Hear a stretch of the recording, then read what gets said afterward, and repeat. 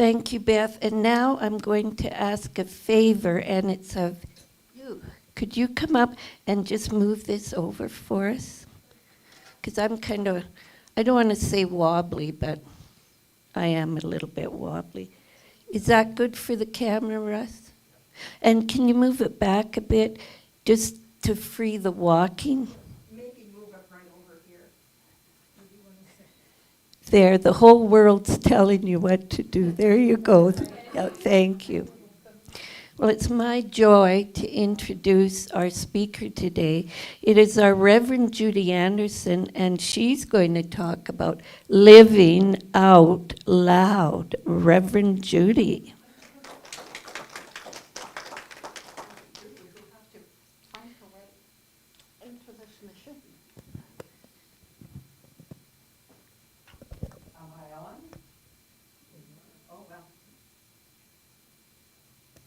Now I'm on.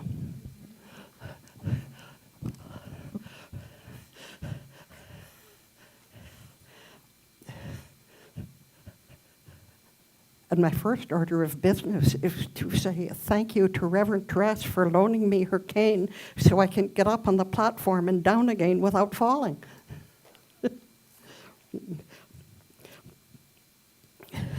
Mind you, after having done this morning's meditation, I know that what we call arthritis is simply going to go out of my experience and leave me flexible and strong. Thank you. And anyway, we'll begin with what we call a spiritual mind treatment or affirmative prayer.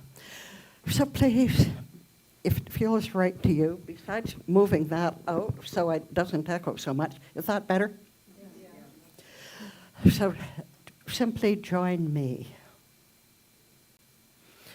in opening ourselves to a flow of good, opening ourselves to that which we might call God or Krishna, we might call it George, we might call it universal mind or spirit. But that which makes the universe go on its way in divine right order, whatever we call it. And let us know that today it is operating at optimum capacity to bring optimum good into our individual lives as we open ourselves to it. I declare right here and right now that life is good because God is good. And because God is good, I am good. I am enough. Each of us is enough. No matter how we have judged ourselves in the past, we are one with God, so we can never be less than enough. I open myself to these words. I embrace them. I choose to live them. With loving thanks, I release them into the infinite, where they take root and grow in my experience. And so it is. And so the purpose of this month's lessons were supposed to be about finding our passion and learning to live our passion. And I had a little bit of problem with that. The word passion implies too much for me. I think that passion might also just be a quiet inner desire or dream. So when I use the word passion, it doesn't mean you've got to be all super excited. You can use the word passion to just mean something within you that says this is what you need to do and this is where you want to be and where you want to go. All right? We've got that one settled. But the idea is that as we're heading into September, which is very meaningful to you young people, right? And you're looking at a new year of school, a new experience, new teachers, new friends. You're looking at a real beginning a beginning of the rest of your life. Every day you're looking at the beginning of the rest of your life. In this moment, you're looking at the beginning of the rest of your life. And what does it look like? Does it look like joy and health and fun and interesting things to do? Or does it look kind of dull? If it looks kind of dull, or if it looks scary, there are things you can do about it. And we call it using the principles of what we call the science of mind. And you know what the science of mind is? It's simply a belief that the things you think about and the things you talk about are the kind of things that you're going to bring into your experience. If you think about fun and the excitement of being in a new school or a new grade with a new teacher, whatever, then you're going to enter into this school year with that excitement and looking forward to it. If you're thinking about, oh no, another school year, what a drag. I can only be alive after 4 o'clock in the afternoon and on weekends. Then you get to bring into your experience a school year that is boring and unappealing and unproductive. So if you're the kind that dreads the new school year coming up, try an experiment. Try convincing yourself that it's going to be fun and exciting and that you're looking forward to it. Because the universe is going to bring back to you what you expect. So, yeah, if the universe is going to bring back to you what you expect, are you on the good end of that scale or are you on the bottom end of that scale? Do you want to live ho-hum or do you want to live out loud? Think about laughing out loud. How many of us here actually laugh out loud? Put your hands up. All right, see all of the young people, some of the older people, you know what? I can't put my hand up. I don't know if it was because I was taught to be quiet and not noisy and not to laugh in the house, but I never really learned to laugh out loud. Sometimes if I'm watching television and something appeals to me, I'll do a little to myself, a little chuckle, but that's as good as it gets. And that is not good enough. Right? Pardon? Never too late. Never too late. Oh, never too late. Exactly. That's why I'm talking about it. So I'm going to try an experiment. I went to a laughter workshop. That the people who do the breath workshops here and the sound workshops, they did a laughter workshop one day, and they made us practice laughing out loud. And I would like us all to, on the count of 3, all laugh out loud. That lets me laugh out loud without only hearing me, okay? So on the count of 3, 1, 2, 3.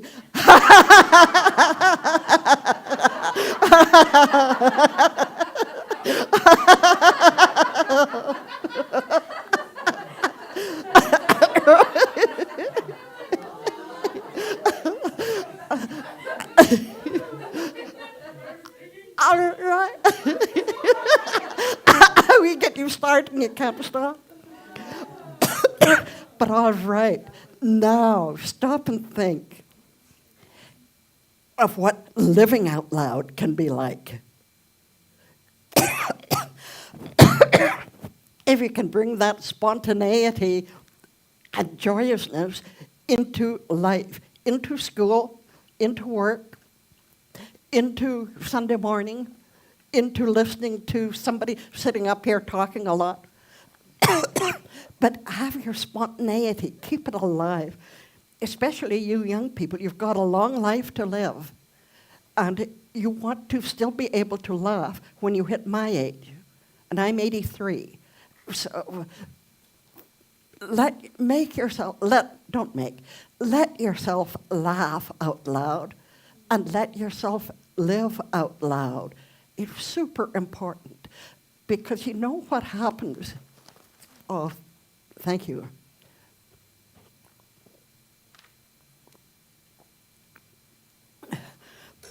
You know what happens as you get older? It's so easy to get the idea that you have to live in a world of quiet or a world of, well, that's never going to happen. If you have something you really want to do, I want to go to Africa.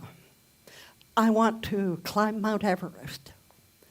I want to run a 4-minute mile, or I want to win a swimming competition.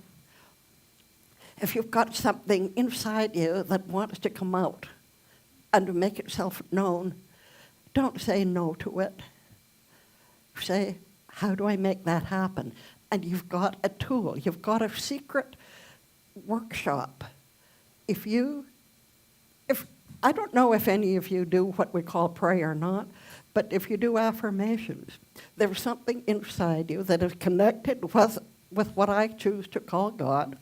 And we choose to know in our teaching that God is all there is, and that God has created the universe and each of us and everything that is by becoming its own creation. And if God created you by becoming you, you can only imagine what kind of power there is inside you to make things different, to make them larger, to make them big and expansive and loud. Living out loud means that you're not afraid to try something new. It means that you can try skiing down that slope that you were a little bit afraid of last year. This year you can do it. It means you can take your dreams out of hiding. Now, we talked about passion being a message for this month. But our quiet dreams are just as powerful as what we call passion. Take that dream, that daydream. One day I would like to write novels about, and you've probably got something in mind. I want to write books about, maybe you've got something in mind to write a children's book. I want to write a book about a canary and a puppy, and how they help each other through their daily challenges. Okay, so you have a dream about this book, and you think it'd be really, really a cool thing for children because you've got a message you want to put into it about helping each other in spite of appearing to be very different creatures. All right, so start it. Write down your idea. Say, this doesn't have to stay an idea. I can make it real. That's living out loud. It's not only thinking it, but doing it. I've got some cool quotations here. Ernest Holmes says there's nothing from which to make things except ideas. You have to have the idea, and from the idea you can make something real. In the beginning we behold nothing visible. There's only an infinite possibility, a limitless imagination, a consciousness. So if we can bring forth the idea and clothe it with consciousness, think of how a fruit on a tree develops from a tiny bud and a flower and then gradually unfolding into the fruit.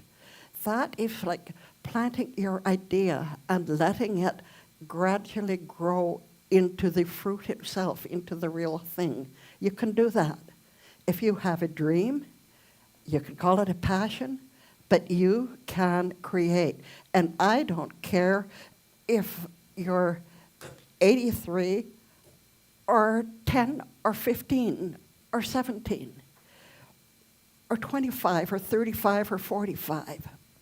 There are things that we can still bring into being by changing our thoughts, by choosing to see not what is close to us, but what is open to us. There I see, there's a couple people back there who are even older than I am. And they're still doing things. They make music. So thank you, Ruth and Arnold. They're my seniors. Ruth is my big sister. Not in a real family sense, but she's my big sister anyway. But we can still do things, and we can still enjoy things, and we can make things happen because we still have ideas. It doesn't mean I'm going to go out and run 5 miles. But it means I can get up and down, and maybe I'll use a cane when I've got to go up or down steps. Big deal. That's all right. I don't want to live forever, but while I live, I want to live out loud.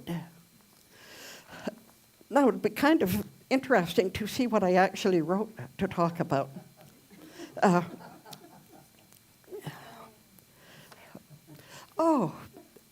I know a really important part of this talk was what prevents us from doing the things we've thought about or dreamt about or thought we wanted to do.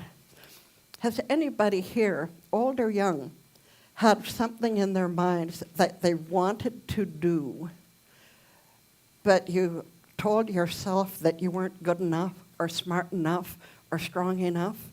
All right, yeah. You can change that. Learning to accept yourself as good enough and smart enough and strong enough and capable and good. Learning self-acceptance and learning, horrifying thought, learning to love yourself the way you are at whatever age you are, and start looking for doors to open instead of closing them because you're judging yourself. I wonder how many incredible inventions would have happened through the centuries if everybody had been open, not to, I can't do anything, but to, I'm incredible, I'm open. I'm open to the divine spark, whatever that looks like. If I can dream it, I can bring something into being. I can give whatever has been planted in me, I can give it to my world. Imagine the worlds that would never have been discovered if people hadn't gotten out of their comfort zone and hadn't said, if not me, then who? If you have an idea or a dream, quit judging yourself. Quit belittling yourself. You would never belittle another person the way you belittle yourself. I know, I've been there. I want to tell you a story. I started studying this philosophy a couple of years later than Reverend Travis. I didn't start until the fall of 1992. And it was incredible to me, the premise that which you thought about constantly, you become. So if you're putting yourself down constantly, you become that lesser being.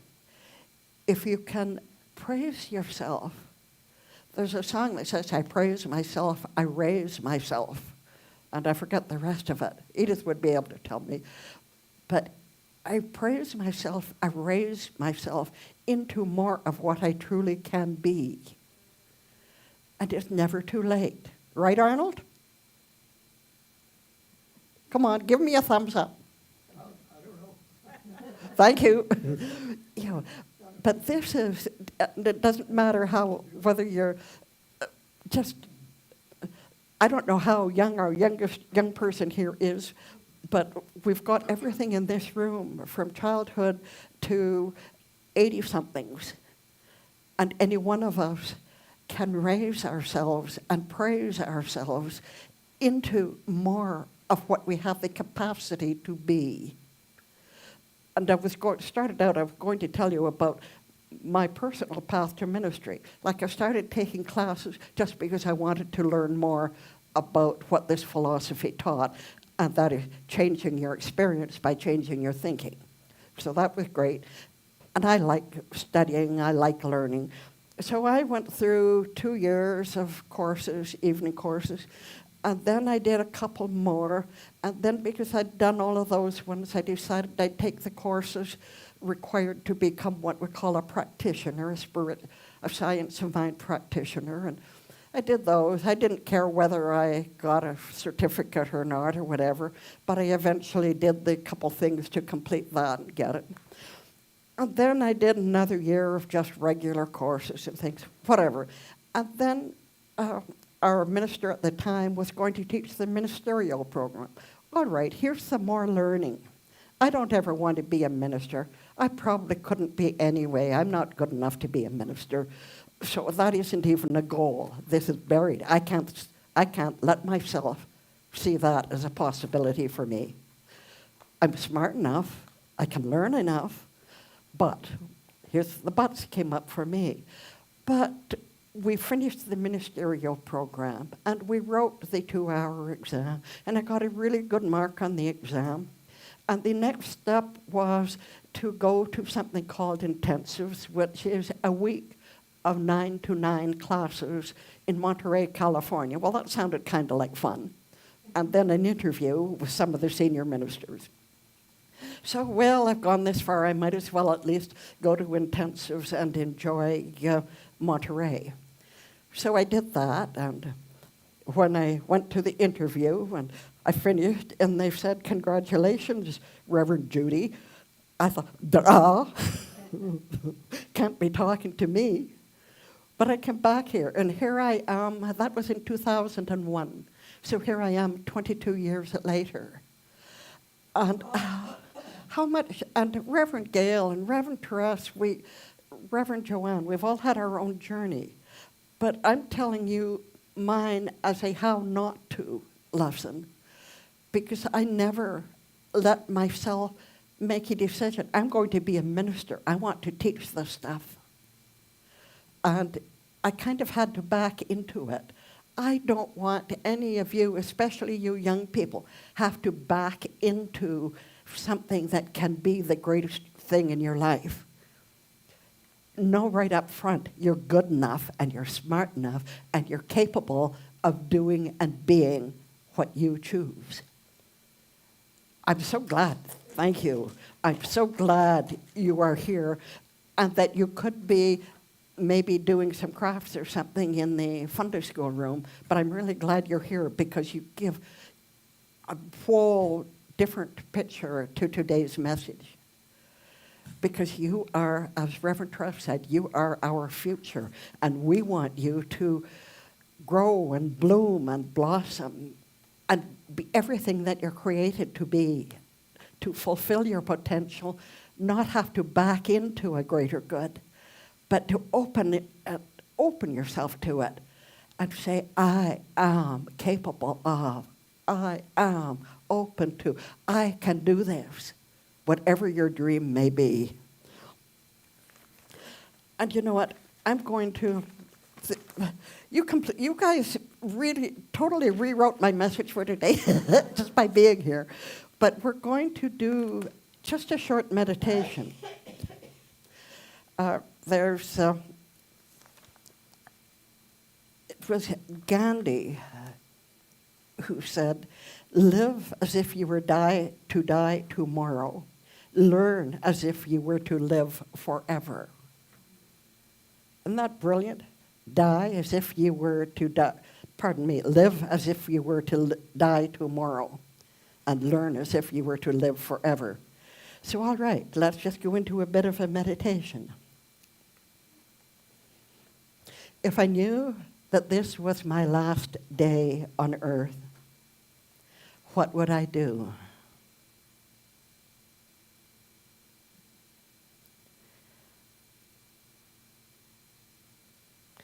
How would I act?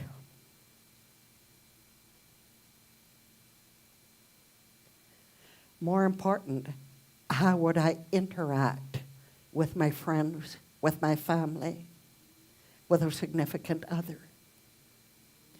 How would I be? What kind of words would I speak?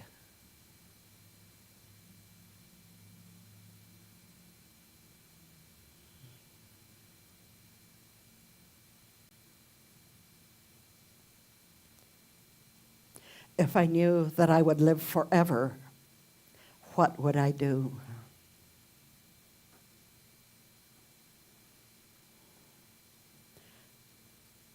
How would I act? How would I interact? What would I decide to learn?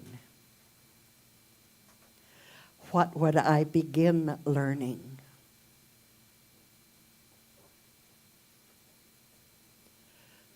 What would I decide would be my path to live forever? Excited, happy, healthy, living out loud. How would I live, knowing I would live forever? What would be important to me?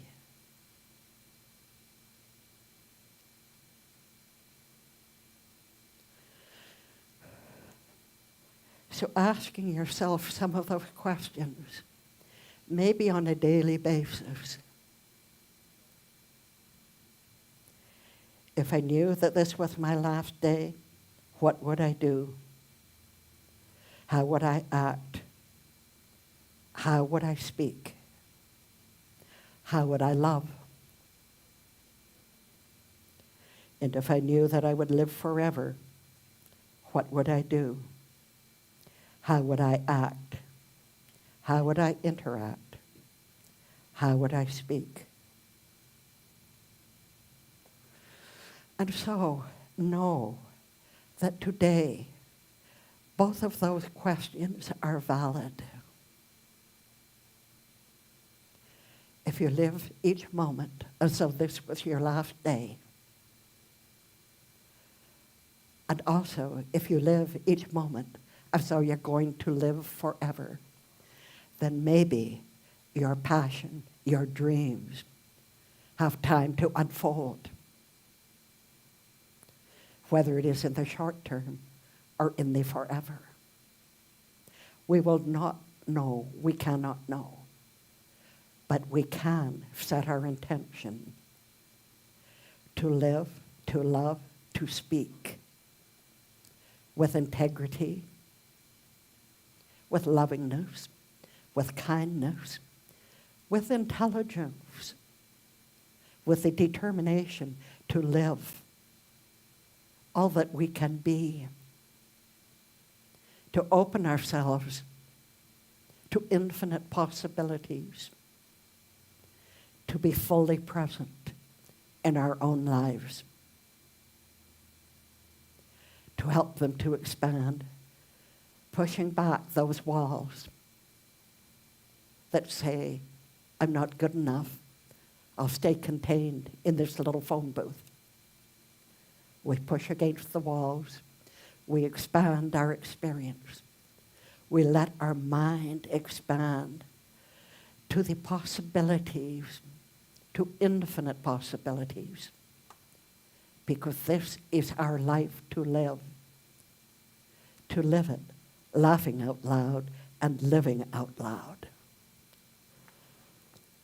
And now I've got a final affirmation that I will read to you, and then we'll repeat it back together.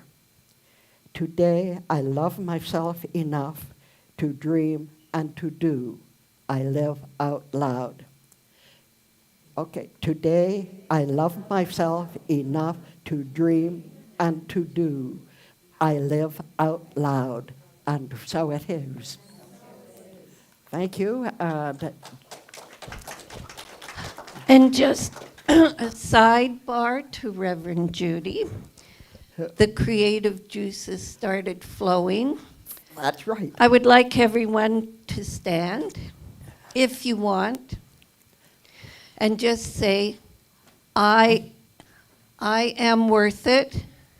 I am worth it. I deserve it. I deserve it. I am it. I am it, and so it is. and so it is. I Thank you. am worth it. You're worth it. I am it.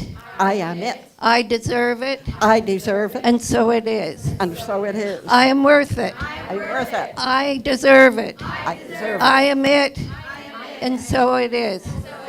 I am worth it. I deserve it. I am it, and so it is.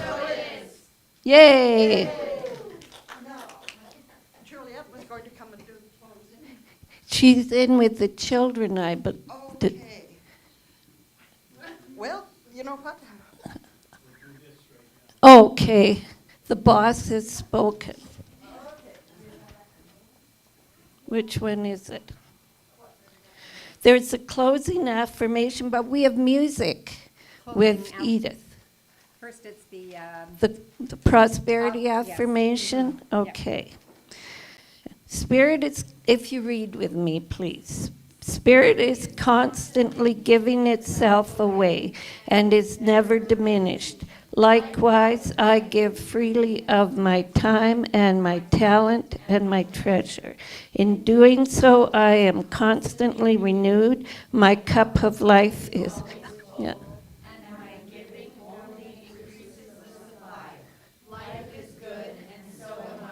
And so it is. okay. I'm going to do by Amazing Things by Megan McDonough and Jan Stanfield. And if memory serves me right, I think this was for your ordination. I think that was Well, the song could have that- been. So isn't that amazing that I picked that song and you're It's here wonderful. today? Thank you, Edith. And thank you for all you do, Edith. You're welcome. You will do amazing things with the choice each new day brings, and with every step you take, bless the progress that you make. The reason you live is found in every gift you give. Love your life, love your dreams. You will do amazing things. Amazing, amazing.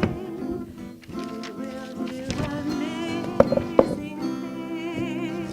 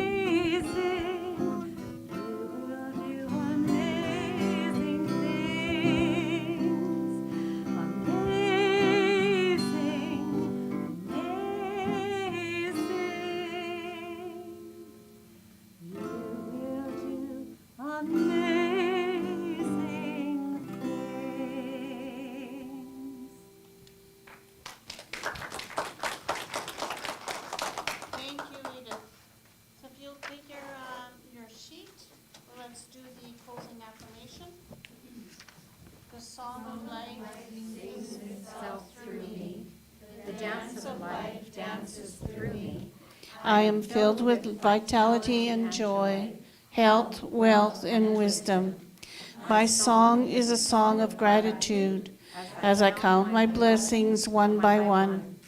The counting never ends, and the blessings keep flowing, and so it is. And now it's time for our circle. And I love myself, page 33.